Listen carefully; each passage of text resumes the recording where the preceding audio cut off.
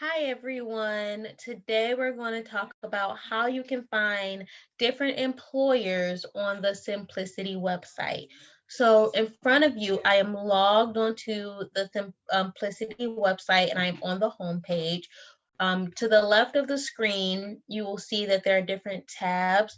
To find employers, you will just scroll down to the employers tab, and here you can search all of the different employers in our system.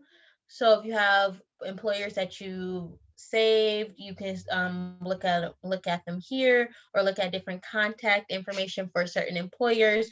But this is where you will find all of the employer information for our website. So if you go to Symplicity, when you're on the home screen, you will go to the left of the screen where the different tabs are, and you will click the employers link and you will go to whichever one you need to go to find the employer you are looking for. I hope this video was informative and helpful.